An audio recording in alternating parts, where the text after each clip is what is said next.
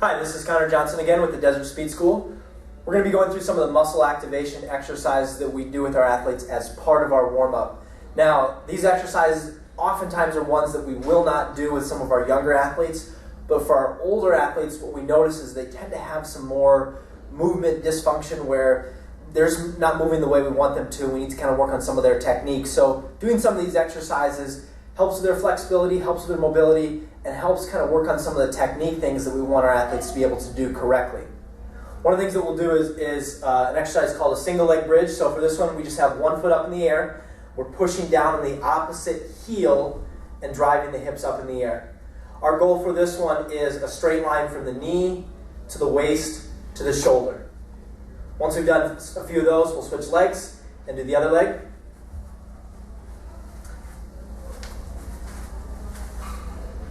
An advanced variation of this exercise that we can do is to do it with the knee elevated up to the chest. And to make sure the athlete's doing this correctly, we'll sometimes take a ball, one of the lacrosse balls that we oftentimes use, put it right in the hip there, drive the knee up there so the ball is kind of pinched, and do the same exercise.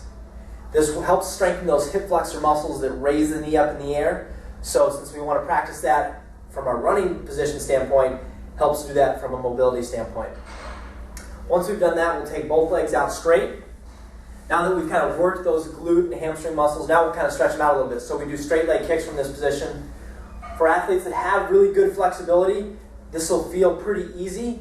For athletes that don't, this will be a good way to get better at that. We usually like athletes to be able to go up and down without touching the ground with their foot, so they have good flexibility on the way up, good control of the leg on the way down. We also try and include some core strength workouts as part of our warm-up because that is so important for athletes. So once we finish those leg kicks, we go into our plank progression. Our planks that we do to start with are going to be planks on the back, so forearms are on the ground, hips get lifted up in the air. And depending on the athlete, we'll usually hold that for anywhere from 20 seconds to a minute. Once we finish that, we'll rotate up onto the side. We like athletes to have good body control, so making that rotation without touching the ground is important. Again, 20 to 60 seconds for this one, and then we go face down. This is one of the ones that we oftentimes see athletes make mistakes on. We don't want athletes letting their hips sink down too far, but we also don't want them sticking their butt up in the air as well. Just a good flat line with their body. Sometimes we'll even take a cone or something like that, put it on their lower back to make sure they stay in that position.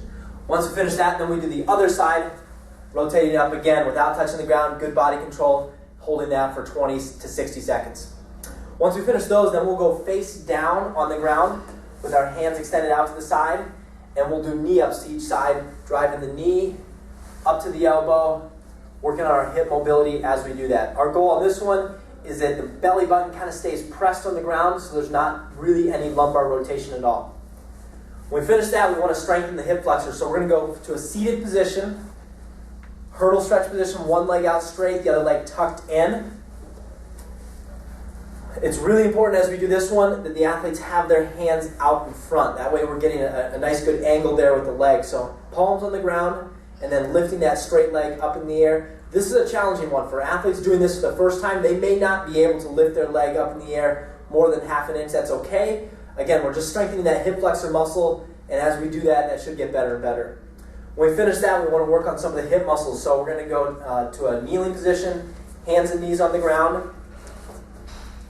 First exercise that we do is called a fire hydrant. All we're doing for this one is keeping the arms, shoulders, and back still and lifting the knee straight up to the side, about level or just below the hip right there. So we're doing that on both sides. We're strengthening the glute medius muscle on this one, which is one of the important ones that kind of helps protect the knee and prevent the knee from collapsing inward, which is one of the things that tends to lead to ACL injuries.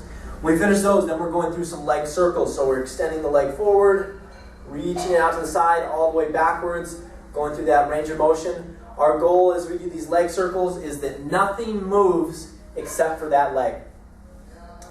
Once we've done both sides, then we'll do the same thing, this time switching directions. So we're going to take the leg, extend it all the way backwards, out to the side, and forward. Again, we want athletes to be able to do this without any movement other than that leg, especially any movement in their lower back. Just nice, good, still position, going through that range of motion. When we finish that, we'll do what are called straight leg fire hydrants. These are kind of the more advanced, more challenging version of these. We're taking the leg, extending it all the way out straight, keeping the arms locked, lifting that foot up in the air. Brian does this one well, and you can tell, even though he's doing it well, he's barely able to lift that more than 6 inches in the air. That's okay. Our goal on this one is not necessarily to lift the foot as high as we can. It's that we do that movement, keeping everything else still. Once we've done that on both legs, then we'll go to a push-up position for this one. And these are what we call push-up toe touches. These are kind of similar to mountain climbers.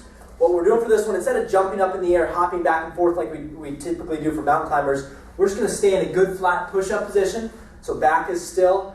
You just reach the leg forward, tap the foot on the ground, and set it down. The reason we do this one is we notice so many athletes when they're running will tend to not lift their knee high enough, or if they do lift their knee, they'll kind of bend their back and bend their spine to get there.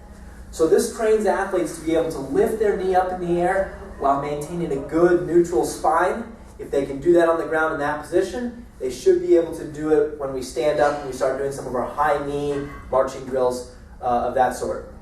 Again, this is Connor Johnson with the Desert Speed School. For more information on our speed